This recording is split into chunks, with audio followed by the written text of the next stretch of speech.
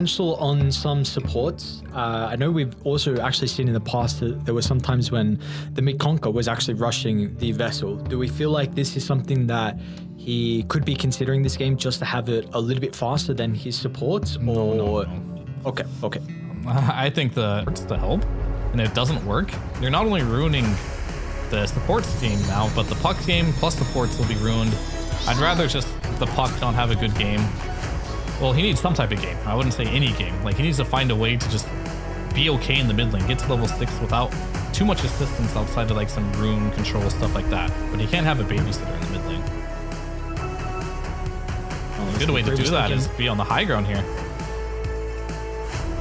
You get first blood in game 1. So if you're going to be able to get first blood once again, Wave of Terror. Quite the way to be able to get all the vision you need. Okay, one's going to try and charge up the concoction. Only lands on Ace. It's looking pretty good for Dire, but this level 1 in of fire is going to make him work for it. Unmolested will be tired through that finds first blood, and now they're going to look over to Schofield as well. Durachio, some great body blocks out of the Terror Blade. Needs to finish his food, and he will.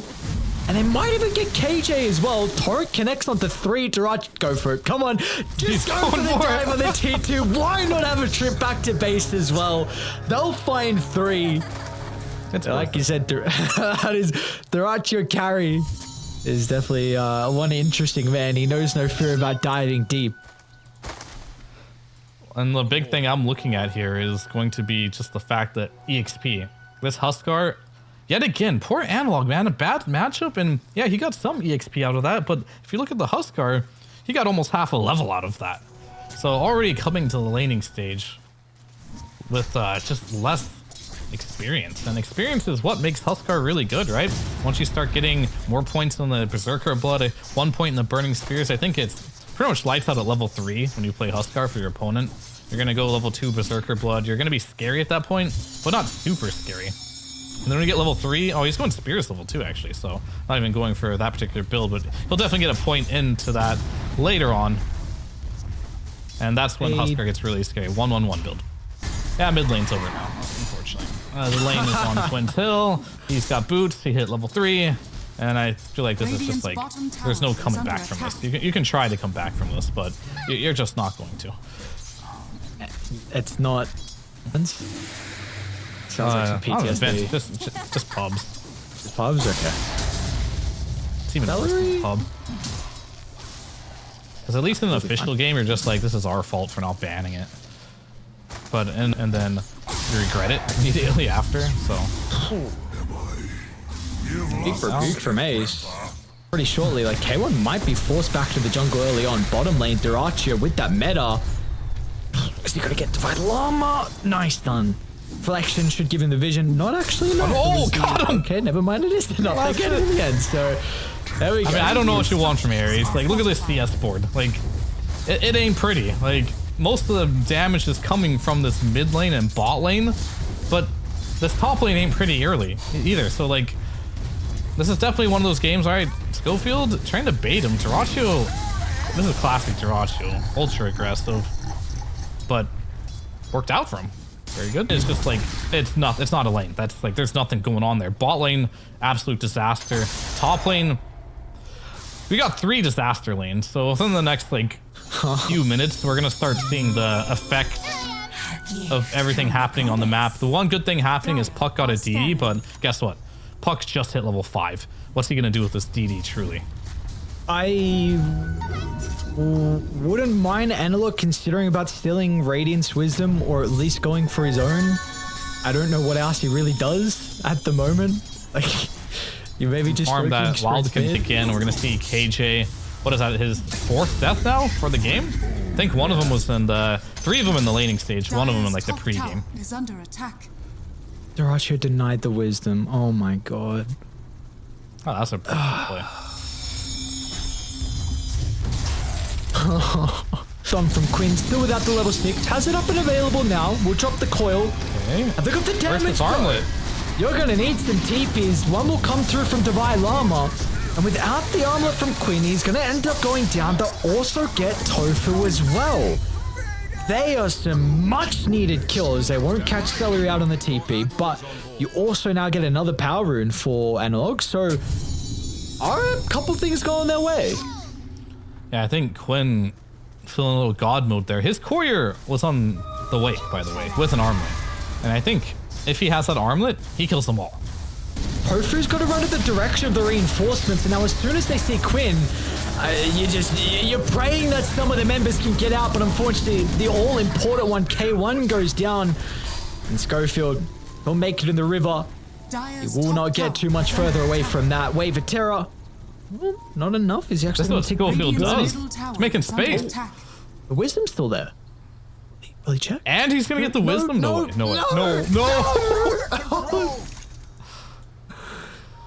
He probably thought he's still being chased, right? Oh, it could have been the difference. Ace is super deep. Right in front of the T2 tower. But again, Quinn is going to look to rotate. And he actually wants nothing to do with it. Never mind. You know, Quinn was thinking about potentially helping out Ace, but reevaluates that opportunity and thinks that maybe... K1, he's out of there. Interesting enough for K1, he bought the Talisman Evasion over the Relic first. Just kind of bring that up. Yeah, I was just going to say, like, a perfect way for us to explain how bad this game is going is the fact that he went for the Talisman first. Yeah. Feels like he needs that extra protection against Huskar. On a knife's edge. And they will find Duracho here, but they got no damage. Maybe they get the Venge. Do they? Why can he get in range for the X? I need to just go for the Torrent instead, and well, Ace is going to be able to push him back, so it's like both sides are fine. I mean, Arena used, Coil used. I don't know who's more happy. Maybe Die just because they kind of dodge a bullet. Duracho showing up to the lane as well. Maybe wanting to try and put some pressure onto the tower with the Metamorphosis. Finish our Radiance up for K1. Enigma, he's going to farm up for Mechanism. It looks like none of them are really going the route of the Vessel. And Jibu can't do it anymore. But Huskar, the lone standing hero that can do like the 12-minute Roche by himself. Thanks to the armlet toggles and things of that nature will definitely help him out. I understand, but not going to be able to do anything with it. Does get the T1, so that's kind of the trade I was speaking about for bottom. Like, what did Heroic need to give up to get that tower down there? Instead, you know, they have to give up Roche, but they get the tier 1 mid. So, that... In Dota. Oh. Okay. Should be fine. Shield drone used. Alright, and he's out. But the threat there, just letting him know that I've got an eye on you, I see you, I've got a heal. Front of a tier 3 tower is like, come on guys, seriously? I can't even be here? I know it might be in some trouble. Still on cooldown, of course, his mobility at this stage of the game is very much lacking. And Ace is hunting, looks like no one else is really stalking with Ace as well. Found the Defy Llama here too. Alright, good Torrent, good Torrent. I really want to see this Kunkka just ignore everything and farm the Sags, because if you go high ground now on Gaming Gladiators, I mean, I'm down to sell your bracers too, whatever it takes. Like, they're gonna need this for this next fight, 100%, and they're doing it. They're going for the 16-minute high grounds on Gaming Gladiators. Aegis is available, Huskar is available. They cut top at least. I mean, I guess it's a catapult wave though, and TB can kind of tank as well. Need to kill it, and they'll do just that. They almost get the Aegis as well. But importantly, you cut top. Nicely done. Enigma went through the portal. You're able to deal with the wave and flee into an Aegis. And how much do you want to K1 press the envelope? Oh, that's big. That's big. Ace and Co, they were well aware. Stellar and Tofu were nearby, also on a hunting expedition. They had a great read of where K1 was playing across the map, and they're going to be rewarded. But to me, this kind of reads that they don't really want to go high ground with this first Aegis. And they definitely don't need to. There's like no urgency to end the game in like 20 minutes against Heroic's lineup. However, you do have a lot of potential threats coming from Heroic's. Look together. Top lane though, Ace again with this vision that they have, you know, that no one's playing behind K1 at the moment. I mean, they're starting to move on over. They've got KJ nearby with the threat of the Black Hole. Divine Llama's going to try and get in range for all the AoE control. They will still lose the Alchemist. But can they get revenge though? The spam from afar makes it an even 1-for-1 trade, but over to the right side, Ace slams down the life for Schofield. Now Analog, does he want to actually go in for this? He was able to set up for this spoon, that's all they need. One stunned black hole far too late. And now KJ, well, he too will end up dying as well once the ultimate expires, as finally Gaming Gladiator is able to get more than just one kill in a skirmish. And that's just like not how your fights can go, right? The fights are starting with, okay, and they're not done yet. Well done, Ace. Aggressive jump, and yet they're going to be able to get another as well. Quinn, maybe? Okay, they run with a wave of terror. I mean, you're TPing back in the Alchemist. He might die as well unless he cancels it, which will exactly happen. But it means that Schofield also dies back-to-back times. So they stabilize this game, and then that Alchemist death down bottom just completely blew this apart. I mean, the one up top too, right? The two in a row. Ace is blowing this. Maybe you have a chance if you're heroic, but Ace is catching this Alchemist every single time. He's dead before the fight even starts. It's a long-winded fight. Eventually, you finally find that one opportunity to get a black hole, and you get it, but your whole team's dead. So, therefore, you're not going to... Is it a Tarashko save? I'd look for this. No, he's going to die. Not going to come out. They'll lose Ace regardless. And Torrent Storm is required to secure the kill, so they won't have this now. Maybe Gaming Gladiators... Is there a threat of the turn potential? Dyer's still going to be lacking the ultimates, and Quinn will consider it. Analog gets a great silence onto the backline. That's the Puck's role, trying to deal with the supports. He'll take Killer's salary, look to Tofu next. The aim of the game is to completely avoid Quinn, but he's making that difficult. In a fire, along with the burning spears, Alchemist will actually live with the chemical HP regen. Can they still get more out of this heroic? You gotta be cautious. Quinn is a raid boss at that, but maybe there's an angle for them to go back in. Tofu ready with a turn. Ultimate laid down on the other side of the tree line. They'll pay it some respect. Analog's going to be able to address it. Schofield will sacrifice the right, but Daracho even wants to come back in as well. Quinn will not even die. Ace is back alive now as well. They stuck around for far too long, and Analog, the Yaws stopped the Jaws away. Once again, Ace with this use of the Yaws. Okay. Should get Analog, maybe nice dodge. Not enough. Celery drags him back to his grave and was looking good. Then the turnaround was there. Gaming Gladiators beautifully done to be able to reposition, wait for the respawns, and in the end, they will still come out on top. Got the Torrent Storm. Again, they need to deal with the supports. Well, they used a lot just to kill a support. They get Tofu as well. Nope. Oh, got away. Look at this. Schofield, what's he doing? Yeah. It's like, we're not done here. Let's go. And look at Ace's position. He's kind of... Okay. I mean, he's pretty tanky with Pipe and with Celery standing behind him. Quinn is not nearby, though, to offer some assistance. Daracho turns with his guarding Ace. I mean, that's a beautiful arena. That's the exact path they need to retreat. And the Daracho, he has nothing to worry about. Can easily stand his ground and start to get the right clicks down. And with the Skadi, so Divine Llama will not escape from this mess in the middle lane. Analog's going to try and create some chaos in the backline, but yeah, hang on, Elk.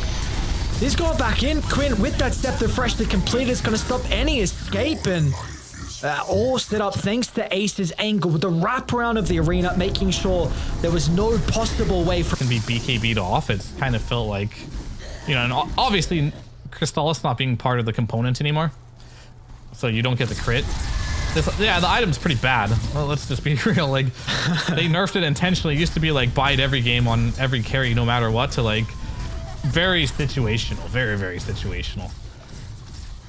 Radiant's middle tower is under attack. It's gonna be scary. They're going up against 4 minutes worth of the Ages. We've seen they've had a lot of difficulties dealing with Quinn. Now, Divine Llama has a very interesting position out on the Conquer. But is it going to be enough with him running to the middle with that Torrent Storm? We're going to have to find out, because this is almost all or nothing now. Maybe Quinn not going to go down. In fact, Ace, there's the jump in. Boat's going to fly out, and that'll be a beacon of where the Conquer's currently positioned. They don't care about him, though. It just doesn't matter if there's a threat of a wraparound. Quinn jumps in. BKB usage on the first life. Got a little bit spooked there. But yeah, not having BKB for that second life, something gotta be cautious of. but with a lot of these spells being down, it looks like they're not quite scared yet. Celary's position is going to be what really matters here, as the black hole, I think, is the one true spell that can probably turn these fights. Celary's always been known for his incredible positioning, though. So a lot of that's going to come down to the puck, which honestly, I think there's been multiple fights where Analog's done a pretty decent job of actually dealing with the supports, but he needs to continue to do that up against a very, very tall order here as Analog. Maybe I'll show Blade for another 3 minutes. Jumping ace once again is going to get the start. Nice silence. We'll stop the spear. It's probably just enough. All they needed was the yours. Quinn could jump in. Meanwhile, they've got the backline supports. The black hole onto 2. The should still go down, but you used everything for the supports, and now what have you got left to deal with the gaming gladiator cause? I mean, you've still got Aegis, you've still got Cheese. They can go one by one. K1's gone. Now the objectives are going to be next as well, and you're stuck outside the base. Ace should be able to get the yours onto Analog, but they want the heroes, so they want the objectives. They can take the pick of the litter. Looks like Quinn, he'll be able to jump and catch out KJ. I mean, meanwhile, Doracio's just dealing with the objectives also inside the base. He recognizes he's not required. Top barracks has fallen. Ace? They're going to get him. Analog's stalking. Divine Lime is back up. You're going to lose Schofield, and you're still not going to kill Ace. They gave him the cheese, I believe. Nice handoff there from GG. And Doracio's sitting at 20% health with the cheese and just like, nah, you can have this. Tackle. Arena misses, unfortunately, but it doesn't matter. Torrent. Oh boy, look at the damage. Torrent swam down for a couple of seconds before the death. That's a pretty good concoction. There's no BKB on this Valk. It doesn't matter. Quinn jumps him, life break holds him into place. You got no buybacks on Heroic and soon to be forced to tap out of this second game.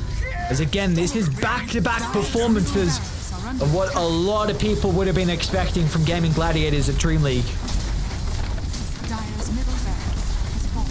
I think exactly what they needed, right, to stay in the groups too, to get some more wins under their belt. This is a series that they probably couldn't afford to lose. And a lot of learning lessons along the way, I think, in this group stage by Gaming Gladiators.